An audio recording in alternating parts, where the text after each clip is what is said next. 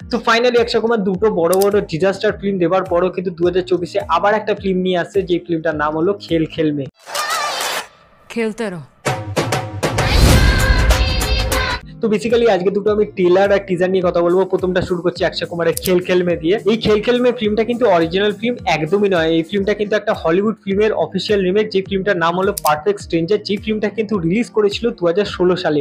তো এই ফিল্মের ট্রেলার কিছুক্ষণ আগে ড্রপ করে দেওয়া হয়েছে। ট্রেলারটা কিন্তু আমার বেশ ভালো লেগেছে। হ্যাঁ, এক্সট্রা অর্ডিনারি কিন্তু লাগেনি, মানে একটা ট্রেলার দেখে যে আমাদের মনে হয় না যে এই ফিল্মটা হলে গিয়ে দেখবো, সেই রকম কিন্তু ভাইব এই ট্রেলারটা দেখে আমার দেয়নি। এছাড়া কিন্তু অক্ষয় কুমার বছরে 4টে ফিল্ম করছে, সব ঠিক আছে, বাট 4টে ফিল্মের মধ্যে কিন্তু সেই এক্স ফ্যাক্টরটা নেই, যার জন্য কিন্তু আমরা হলে দেখতে যাবো। মানে একটা ট্রেলার দেখলাম, ট্রেলারটা দেখার পর আমাদের এত ভালো লাগলো যার জন্য আমরা হলে গিয়ে ফিল্মটা দেখবো, সেই রকম কিন্তু হাইপ জেনারেট করতে পারছে না অক্ষয় কুমারের ফিল্ম লাস্ট 3-4 বছর ধরে।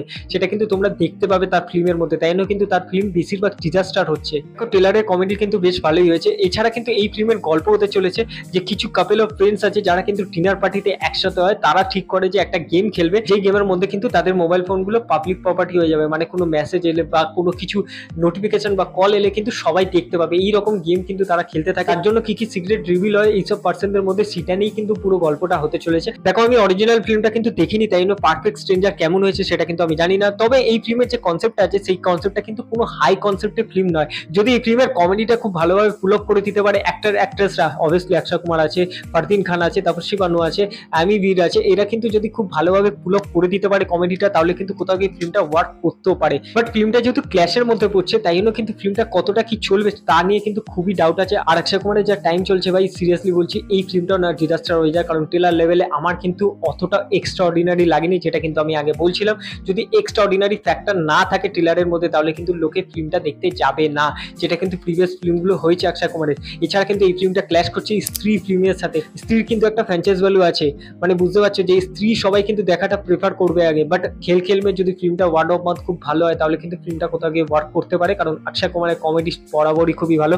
অক্ষয় কুমারকে কমেডি থেকেও বিট করতে পারবে না, এটা তো এগ্রি করো তোমরা সবাই, এটা আমি জানি। বাট অক্ষয় কুমারের একার দ্বারা ফিল্মটা টানা কিন্তু খুবই চাপের বিষয় হয়ে যাবে। এবার দেখা যাক ফিল্মটা কেমন কি হয়। ফিল্মটা কিন্তু 15 আগস্টে রিলিজ করছে, আর বাকিটা তো ফিল্মটা এলেই বোঝা যাবে। সেকেন্ড যে ফিল্মটা ট্রেলার নিয়ে কথা বলবো, সেই ফিল্মটার নাম হলো বেদা।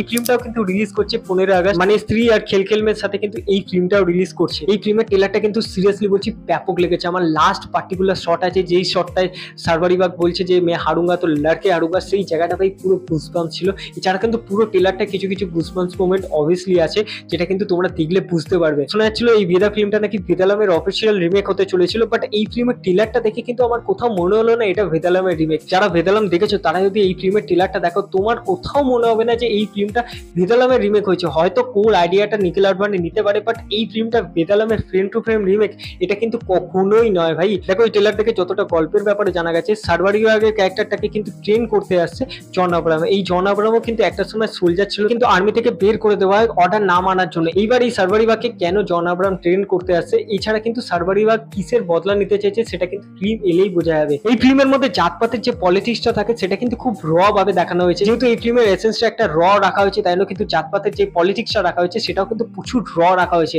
আর এই ফিল্মের অ্যাকশন তো দুর্দান্ত হয়েছে, কিছু কিছু র অ্যাকশন সিন আছে। আমি শিওর কি ট্রেলারে অনেক কিছু র অ্যাকশন সিন দেখানো হয়নি, যেটা কিন্তু ফিল্মের জন্য বাঁচিয়ে রাখা হয়েছে। অ্যাকশন অবতারে জন আব্রাহামকে কিন্তু আউটস্ট্যান্ডিং লাগছে, তার পারফরমেন্স কিন্তু এখানে খুব ভালোভাবে পোর্ট্রে করা হয়েছে, যেটা কিন্তু ট্রেলার থেকে বোঝা যাচ্ছে। এছাড়া কিন্তু সারবারিবাগের পারফরমেন্স কিন্তু এই ফিল্মের হাইলাইট পয়েন্ট হতে চলেছে, যেটা কিন্তু এই ট্রেলারটা থেকে অবভিয়াসলি বোঝা যাচ্ছে, কারণ সারবারিবাগের যে অ্যাকশন দেখানো হয়েছে না এই ট্রেলারের মধ্যে, সেটা দুর্দান্ত। যেভাবে সে ডায়লগ ডেলিভারি করছে, যেভাবে সে মার খাচ্ছে, সেগুলো সবই দুর্দান্ত। এছাড়া কিন্তু অভিষেক ব্যানার্জি, যে কিনা কাস্টিং ডাইরেক্টর, এই ফিল্মের মেন ভিলেন হিসেবে নেওয়া হয়েছে, তার পারফরমেন্স কিন্তু সত্যি খুবই ভালো লাগে। এছাড়া কিন্তু আশিস বিদ্যার্থী আছে, তামান্না ভাটি আছে, এরা কিন্তু খুব ভালোভাবে অ্যাক্টিংটাকে পুল আপ করে দেবে, এটুখানি কিন্তু আমি শিওর আছি। কারণ এই ফিল্মের ডাইরেক্টর কিন্তু নিখিল আডবাণী। নিখিল আডবাণী কিন্তু ফিল্ম ভালো করে, তার সাথে সাথে কিন্তু অ্যাক্টর অ্যাক্ট্রেসদের থেকে কিন্তু অ্যাক্টিংটাকে বার করে নিতে জানে। আরেকটা যেটা আমার এই ট্রেলারের মধ্যে সবচেয়ে ভালো লেগেছে, সেটা হলো ট্রেলারটা যখন শুরু হচ্ছে তখন কিন্তু মাইথোলজিক্যাল একটা ডায়লগ দিয়ে শুরু হচ্ছে। ট্রেলারটা যখন এন্ড হচ্ছে তখনও কিন্তু একটা মাইথোলজিক্যাল ডায়লগ মধ্যে এন্ড হচ্ছে, মানে ফিল্মের মধ্যে নিখিল আডবাণী কিন্তু মাইথোলজিক্যাল কিছু রেফারেন্স রাখতে চলেছে, সেটা কিন্তু ট্রেলার থেকে বোঝা যাচ্ছে। মাইথোলজিক্যাল রেফারেন্সের জন্য কিন্তু এই ট্রেলারটাকে এক্সট্রাঅর্ডিনারি ট্রেলার বানিয়ে দেয়। তো ওভারঅল কিন্তু ট্রেলারটা আমার ব্যাপক লেগেছে। আই এম শিওর তোমাদেরও খুব ভালো লাগবে, তোমরা ট্রেলারটা গিয়ে অবশ্যই চেক আউট করতে পারো। আই হোপ কি জন আব্রাহাম এই ফিল্মটা দিয়ে পারফেক্ট একটা কামব্যাক করুক, কারণ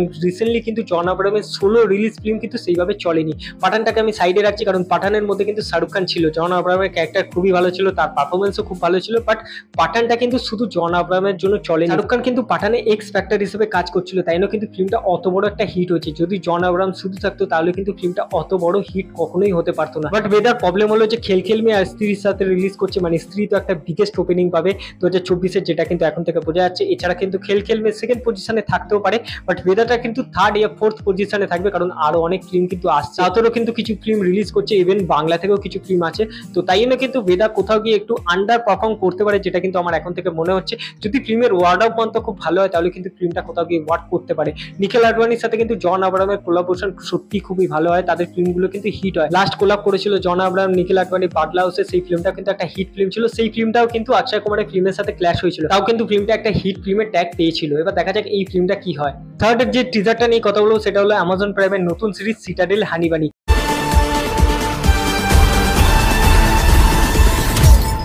এই টিজারটাও কিন্তু আমার ব্যাপক লেগেছে। টিজারের মধ্যে কিন্তু বেশ একটা রনেস আছে, বেশ একটা কিন্তু হলিউড ভাইব দিচ্ছে। এই সিরিজটা কিন্তু অফিসিয়াল রিমেক হতে চলেছে হলিউড সিটাডেলের, যেটা কিন্তু রিলিজ করেছিল 2023-তে। আর এই সিটাডেলে কিন্তু ছিল রিচার্ড ম্যানেন আর প্রিয়াঙ্কা চোপড়া। এই সিটাডেলটা কিন্তু আমি দেখিনি, তোমরা যদি দেখে থাকো অবশ্যই কমেন্ট সেকশনে জানাতে পারো যে কেমন কি হয়েছে। দেখো টিজারে যেসব অ্যাকশন সিন দেখা গেছে সেগুলো কিন্তু সত্যি দারুণ, বেশ একটা হলিউড ভাইব কিন্তু দিচ্ছে। হলিউড ভাইব দেবার মূলত কারণ হলো রুশো ব্রাদার্স কিন্তু এই প্রজেক্টের সাথে অ্যাসোসিয়েট আছে, যার জন্য কিন্তু হলিউড ভাইবটা খুব ভালোভাবে ফুটে উঠছে টিজারের মধ্যে। দেখো এই সিটাডেলের কি স্টোরি হতে চলেছে সেটা কিন্তু এই টিজার থেকে সেইভাবে আজ করা যায়নি, বাট আমার যেটা মনে হচ্ছে যে একটা বাচ্চাকে ঘিরে পুরো স্টোরি হতে চলেছে, যাকে কিন্তু প্রোটেক্ট করে যাচ্ছে সামান্তা আর বরুণ ধাওয়ান, মানে হানিবানি ক্যারেক্টারটা। এবার কেন প্রোটেক্ট করছে এই বাচ্চাটাকে সেটা তো সিরিজ এলেই বোঝাবে, বা টিলার এলেও কিন্তু কিছুটা আজ করা যাবে।